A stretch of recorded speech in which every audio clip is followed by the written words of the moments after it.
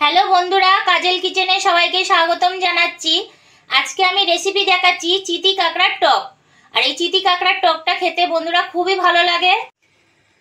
কাঁকড়ার টকের জন্য আমি এখানে কিছুটা তেঁতুল ভিজিয়ে নিয়েছি, আর এখানে কিছুটা কাঁকড়া ধুয়ে পরিষ্কার করে ছাড়িয়ে নিয়েছি। এই রেসিপিটা আপনাদের পরে দেখাবো। কড়াইটা গরম বসিয়ে দিয়েছি, আমি সর্ষের তেল দিয়ে দিচ্ছি। আর এই কাঁকড়ার টক সর্ষের তেলেই ভালো লাগবে।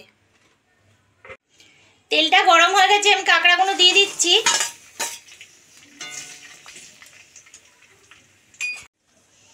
এতে অল্প হলুদ দিয়ে দিচ্ছি, একটু লবণ দিয়ে দিচ্ছি, সামান্য একটু জল দিয়ে দিচ্ছি। কাঁকড়াটা শুধু তেলের মধ্যে ভাজলে কাঁকড়াটা কড়কড়া ভাজা হয়ে যাবে, টকটা ভালো লাগবে না খেতে। আর এই চিতি কাঁকড়ার টকটা খেতে খুবই ভালো লাগে।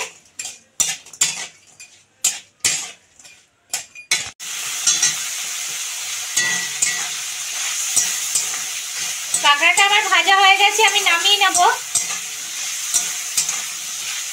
এই কড়াইতে আমি একটু সর্ষের তেল দিয়ে দিচ্ছি।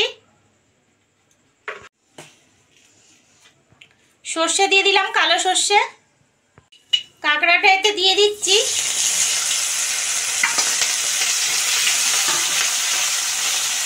আর এর সাথেই আমি তেঁতুল জলটা দিয়ে দিচ্ছি।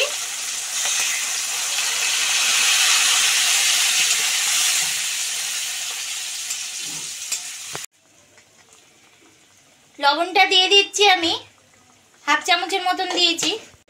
হাফ চামচেরও কম হলুদটা দিলাম। ছোট চামচের 1 চামচ চিনি দিচ্ছি। চিনিটা আপনাদের ইচ্ছে হলে দেবেন, নালে দেবেন না, কিন্তু চিনিটা দিলে একটু স্বাদ হয়। লবণটা আপনাদের স্বাদ অনুযায়ী দেবেন বন্ধুরা।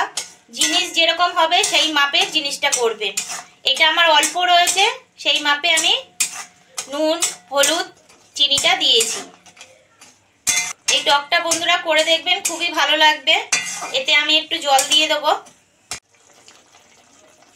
যে বাটিতে কাঁকড়া রেখেছিলাম ওই বাটিরই আমি অল্প করে জল দিয়ে দিচ্ছি। এটা 10 মিনিটের মতন ফুটবে। বন্ধুরা, কাঁকড়ার টকটা আমার হয়ে গেছে, আমি নামিয়ে নিচ্ছি। আর খুবই তাড়াতাড়ি হয় বন্ধুরা, দেখলেন তো, বেশি টাইম লাগে না।